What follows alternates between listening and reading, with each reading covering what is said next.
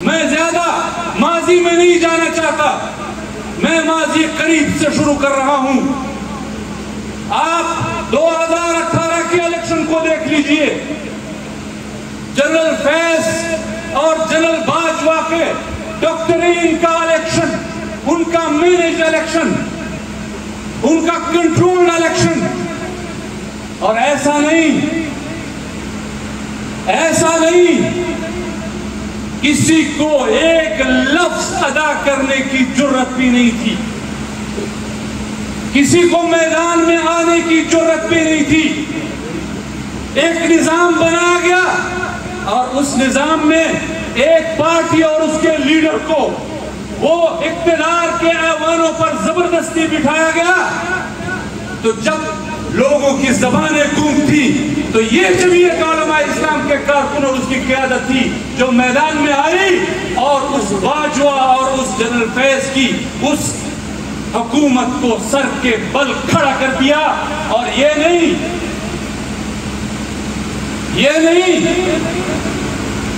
کہ دھمکیاں نہیں ملی،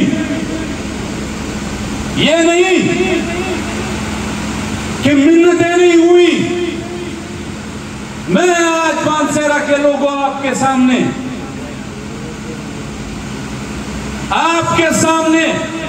میں 2018 کے الیکشن کا بعد کا واقعہ رکھ رہا ہوں۔ آپ خود اندازہ لگائیں کہ کتنی دھمکیوں، کتنی منتوں اور ترلوں، ہر چیز سے جمعیت علماء اسلام کی قیادت گزری ہے، لیکن آپ کے اعتماد کو ٹھیس نہیں پہنچائی۔ مجھے یاد ہے جب ہم آزادی مارچ کراچی سے لے کر نکلے تھے اور ہم رات کو لاڑکانہ میں ٹھہرے تھے، صبح جمعے کا دن تھا، لاڑکانہ پہنچے تھے، صبح کی نماز پڑھ کر ہم سوئے تھے۔ صبح تقریباً 11 بجے علامہ راشد محمود سومرو صاحب میرے پاس آئے اور مجھے کہا کہ میں تو نیند نہیں کر سکا۔ میں نے کہا کیا ہوا؟ کہا کہ صبح 10 بجے سے جنرل فیض ٹیلی فونوں پر ٹیلیفونیں کر رہا ہے اور کہتا ہے کہ خدا کے لیے میری مولانا صاحب سے بات کرو۔ تو راشد صاحب نے ان کو کہا کہ مولانا صاحب تو سوئے ہوئے ہیں اور ہم ان کو، وہ تو صبح کی نماز کے بعد سوئے، ہم تو جمعے کی نماز سے پہلے ان کو اٹھا نہیں سکتے۔ آپ یقین کریں، جب ہم نے مولانا صاحب کو جمعے کی نماز کے لیے اٹھایا کہ وہ تیار ہوں جمعے کے لیے، تو ہم نے ساتھ میں یہ بتایا کہ جی 10 کالیں آ چکی ہیں جنرل فیض کی، اس وقت ISI کے سربراہ تھے۔ مولانا صاحب نے کہ ہاتھ کا اشارہ بھی مجھے یاد ہے، اس طرح کیوں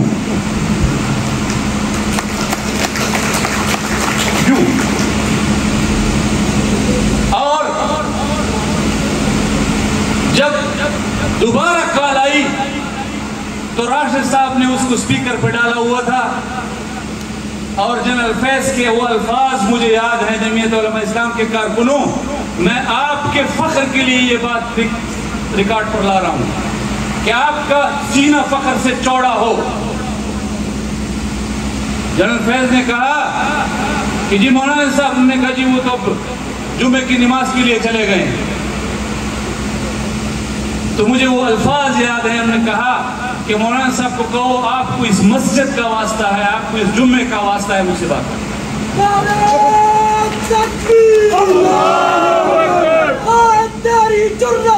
سلام ہے، سلام ہے، ہم نے عوام کا مقدمہ لڑا، جمعیت علماء اسلام نے عوام کا مقدمہ لڑا، آپ کے حق کا مقدمہ لڑا،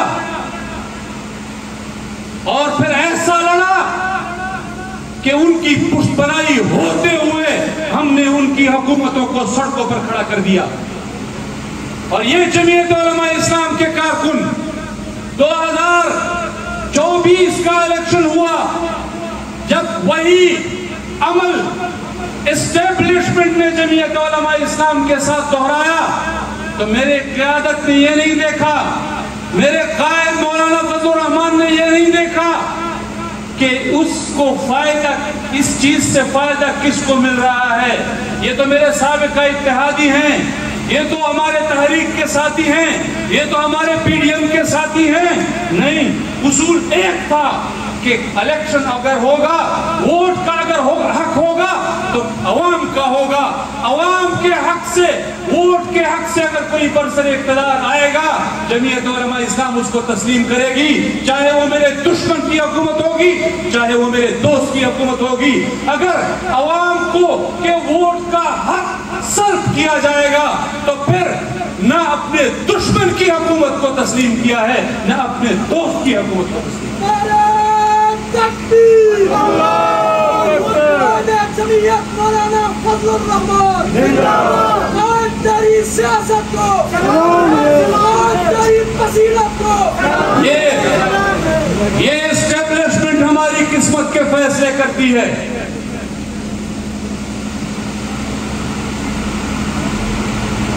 لیکن میں حیران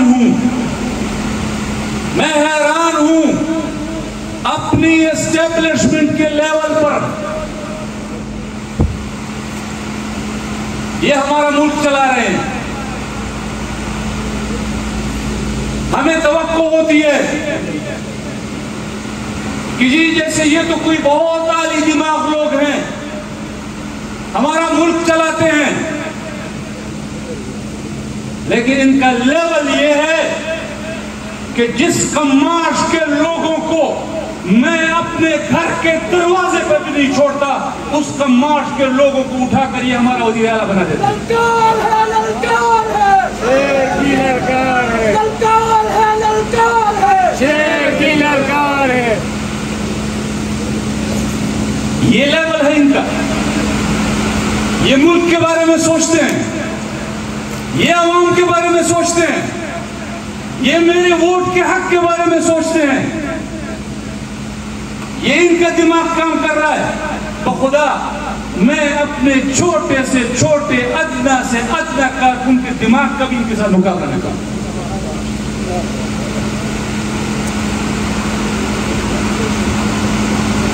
آپ اپنی نوکری کے لیے، اپنے بوٹ پالش کرنے کے لیے اس کماش کے لوگوں کو ہمارے سروں پر مسلط کرو گے اور پھر ہم سے یہ بھی توقع رکھو گے کہ ہم آپ کی ان فیصلوں کو قبول بھی کریں گے. تو یاد رکھو، یہ جمعیت علماء اسلام کا کارکن آپ کے ہر اس فیصلے کے سامنے بالکل میدان میں ڈٹ کر کھڑا تھا، کھڑا ہے اور انشاءاللہ کھڑا رہے گا.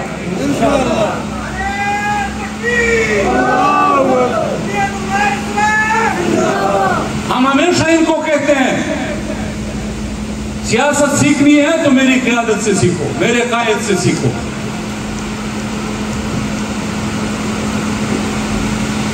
آج سے 8 سال پہلے میرا قائد اس صوبے میں برملا ان کو آوازیں دیتا رہا کہ آپ نے فاٹا کے مستقبل کا فیصلہ کرنا ہے تو فاٹا کے لوگوں سے پوچھ کر کرو. آپ نے ان کا پرانا سٹیٹس برقرار رکھنا ہے، آپ نے ان کو نیا صوبہ دینا ہے، آپ نے ایف سی آر کا خاتمہ کرنا ہے، آپ نے مرچ کرنا ہے، جو کچھ کرنا ہے. لیکن فاٹا کے عوام سے پوچھ لو، وہ بھی انسان ہے، اپنا حق رکھتے ہیں، اپنا دماغ رکھتے ہیں اور آپ سے بہتر رکھتے ہیں. نہیں پوچھا، توہین سمجھی کہ فاٹا کے لوگ بھی کوئی ایسے ہیں کہ ہم ان سے پوچھیں گے کہ آپ کو مستقبل کا فیصلہ ہم نے کیا کرنا ہے. آج وہی فیصلہ ان کے گلے میں ہڈی کی طرح پھنسا ہوا ہے.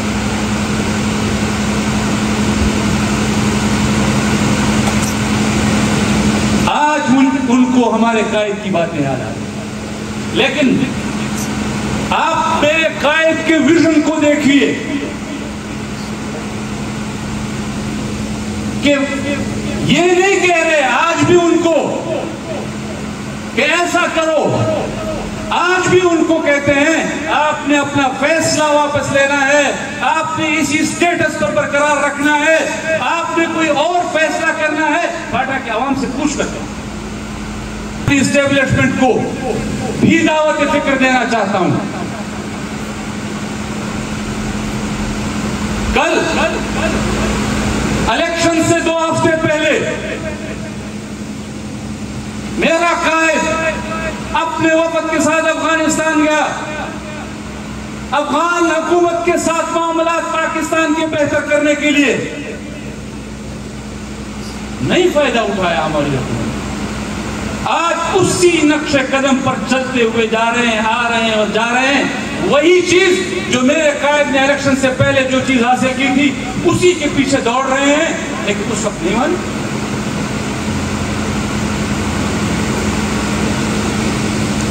تو یہ دعوت فکر ان کو بھی ہے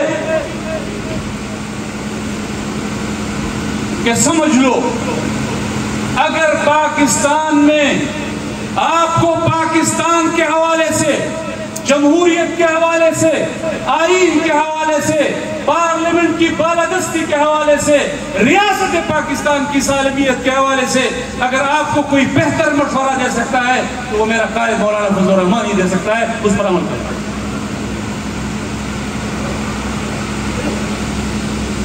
آپ تو سودے کرتے ہیں اور ان سودوں کے نتیجے میں اس طرح کے لوگ برسر اقتدار لاتے ہیں, اور پھر حال آپ کا یہ ہوتا ہے کہ وہ ایک پریس کانفرنس میں بیٹھ کر آپ کو ایک دن کہتا ہے کہ جی یہ تو ہم لوگوں کو پکڑتے ہیں, اور لوگوں کو پکڑنے کے بعد جب ہم ان کو گرفتار کرتے ہیں تو ایجنسی والے ہم سے چھڑوا لیتے ہیں کہ جی یہ تو ہمارے بندے ہیں. اب اسی بیان کو آپ کی اس کٹ پتلی ڈمی وزیر اعلیٰ جس کو آپ نے ہمارے سروں پر مسلط کیا ہے, اسی بیان کو اٹھا کر وہ فیٹ ایف میں جمع کرا دیا ہے, فی ٹی ایف میں جمع کرا دیا ہے. ہندوستان نے یہ دیکھو ان کے صوبے کا وزیر اعلیٰ خود تسلیم کر رہا ہے. اور بھگتو اور لاؤ ایسے لوگوں کو, اور حوالے کرو صوبہ ایسے لوگوں کو.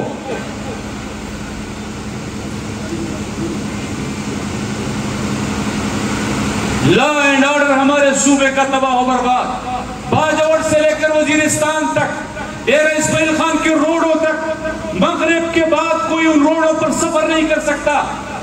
کرپشن کی حالت یہ ہے کہ ایک ضلع آپ کے پڑوس میں کوئی استان سے جس کی سالانہ ترقیاتی کا بجٹ شاید بمشکل وہ 1 ارب بھی نہیں ہوگا, وہاں سے 40 ارب کی کرپشن کا سکینڈل نکل رہا ہے. آپ اس صوبے میں سولرائزیشن کا سکینڈل دیکھ لیں, آپ گندم کا سکینڈل دیکھ لیں, آپ اسپتالوں کی خریداری کا سکینڈل دیکھ لیں. کیا اس صوبے کے ساتھ آپ لوگوں نے کیا ہے؟ کوئی اس صوبے پر آپ کو کوئی رحم بھی آتا ہے کہ نہیں؟ اور اگر کوئی سرکاری ملازم اپنے حق کے لیے نکلتا ہے تو پھر ان پر اس طرح کی شیلنگ ہوتی ہے جس طرح کل آپ نے پشاور میں ہوتے ہوئے دیکھی.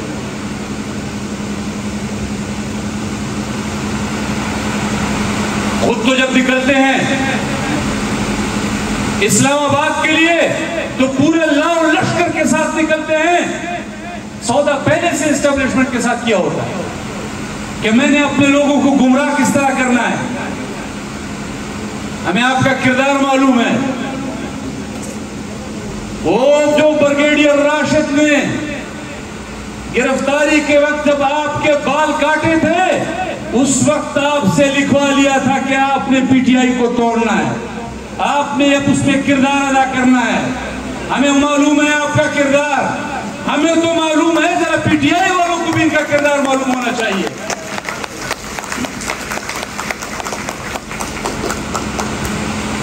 آپ نے اس وقت سودا کر لیا تھا, لیکن اب جن کے ساتھ سودا کیا تھا ان کے کام کے بھی نہیں رہے, کیونکہ پی ٹی آئی کے لوگوں کو معلوم ہو گیا ہے کہ یہ غدار ہے.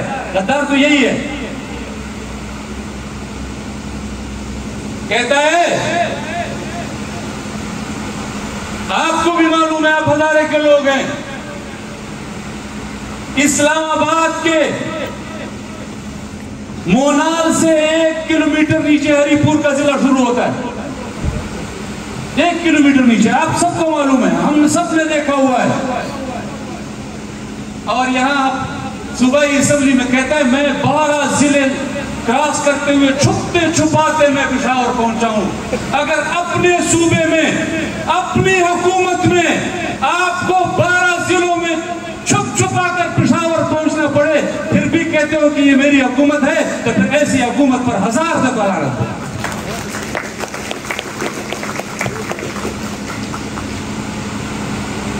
तो खुदा से लोगों के बारे में तो बात करते हुए हया आती है।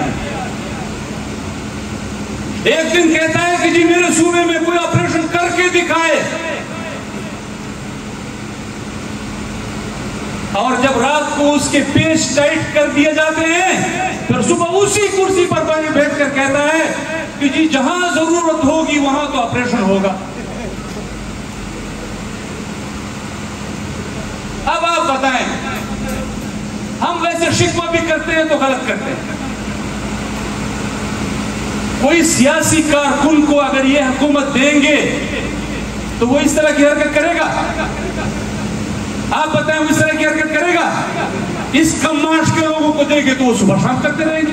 अब फायदा इनको हम जैसे सियासी कारकुनों में है या इस कम मार्च के लोगों में?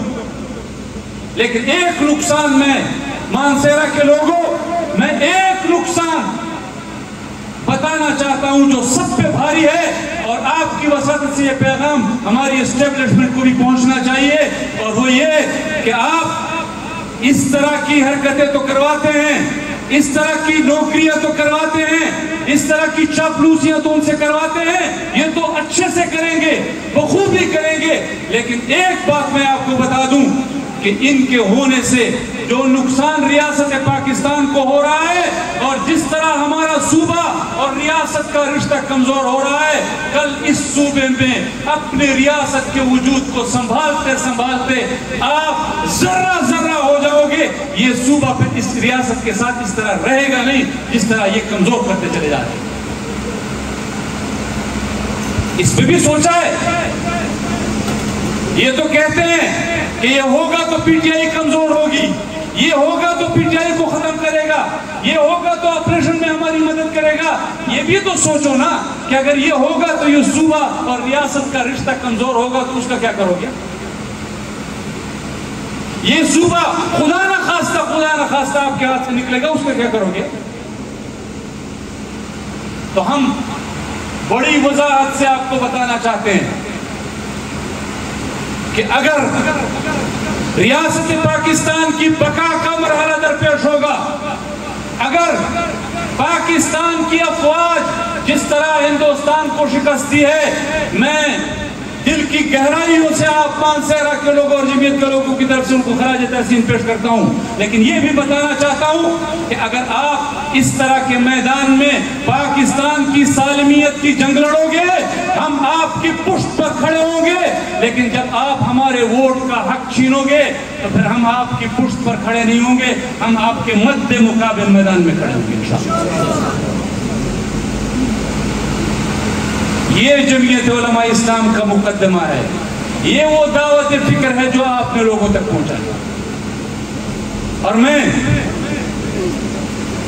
पूछना चाहता हूं हमारे अपने नए आने वाले साथियों से भी कि कोई और सियासी जमात आपको ऐसी मिलेगी जहां आपको इस्लाम का तहफ्फुज़ भी मिलेगा, अल्हम्दुलिल्लाह,